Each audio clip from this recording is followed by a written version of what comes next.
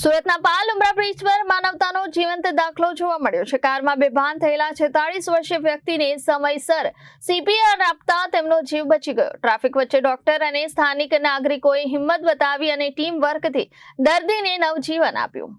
સુરતના પાલ ઉમરા બ્રિજ પર એક 46 વર્ષીય વ્યક્તિ કારમાં અચાનક બેભાન થઈ ગયા હતા। ટ્રાફિક વચ્ચે ઉભેલી કારમાં વ્યક્તિને બેભાન હાલતમાં જોતા આસપાસના લોકો તાત્કાલિક મદદે દોડી આવ્યા હતા। સ્થળ પર હાજર ડોક્ટર અને નાગરિકોએ તરત જ સીપીઆર શરૂ કર્યો હતો। પ્રથમ થોડા મિનિટોમાં આપવામાં આવેલી સારવાર દર્દી માટે જીવનદાયી સાબિત થઈ। સીપીઆર બાદ દર્દીને હોસ્પિટલ ખસેડવામાં આવ્યો, જ્યાં ડિફિબ્રિલેશન અને એન્જિયોપ્લાસ્ટી દ્વારા તેમની સારવાર કરવામાં આવી।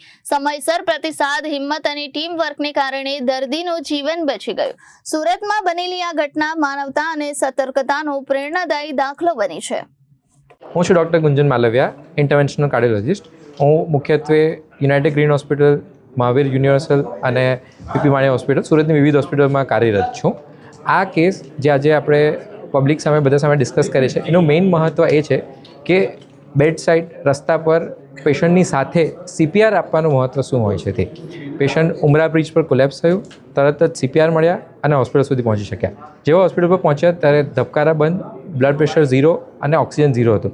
તેમ છતાં પણ અમે ટોટલ મહેનત કરીને એમને આર્ટિફિશિયલ હાર્ટ સપોર્ટ સિસ્ટમ પર મૂકીને એન્જિયોપ્લાસ્ટી કરીને એમને બીજા જ દિવસે ટોટલ કોમામાંથી બહાર લીધા છે અને અત્યારે 15મા દિવસે એ નોર્મલ રીતે હરીફરી શકે છે।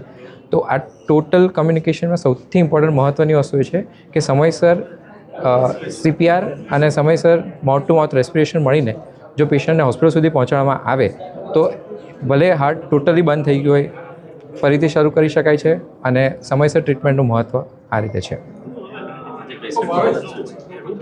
પેશન્ટ અત્યારે ટોટલી પેશન્ટ નામ પેશન્ટ અત્યારે ટોટલી નોર્મલ રિકવર્ડ છે। Brain function, heart function, kidney, liver and lung function totally normal છે।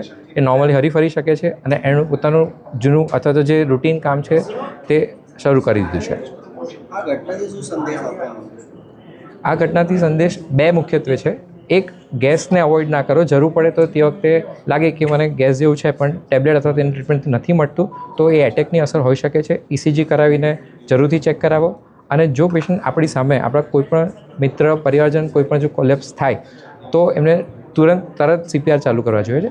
ઘણી વખત આપણને લાગે કે ના સીપીઆર આપણને હાર્મ કરશે, પણ એવું બિલકુલ નથી। ધારો કે પેશન્ટ નોર્મલ હશે, સીપીઆર કરશો તો તરત કહેશે કે ના મને દુખતું નથી, મને સારું છે, ઊભા થઈ જશે, અવેક થઈ જશે। પણ ધારો કે પેશન્ટ સીપીઆર તમે આપો, ચાલુ કરો અને અવેક ના થાય, દેટ મીન્સ કે તમારે સીપીઆર કન્ટિન્યુ રાખવા જ જોઈએ। એ પેશન્ટ ટોટલી કોલેપ્સ થઈ ગયું છે અને તરત હોસ્પિટલ પહોંચવું જરૂરી છે। હાર્ટ સ્ટોપ થઈ જાય અને હોસ્પિટલ લાવવા માટે એના વચ્ચેનું ડ્યુરેશન કેટલું હોવું જોઈએ?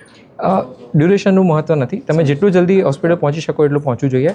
મીન ટાઈમ જો એમ્બ્યુલન્સ બોલાવીને એમ્બ્યુલન્સમાં પહોંચાવો તો સારામાં સારું। જો એમ્બ્યુલન્સમાં વાર લાગે એવું હોય તો તમારા કોઈ પણ વાહનમાં પણ પેશન્ટને સીપીઆર આપતા પહોંચો, જો હાર્ટ બંધ હોય તો સૌથી સારામાં સારું છે। Reporter Arvind Rathod, Janadesh news, Surat.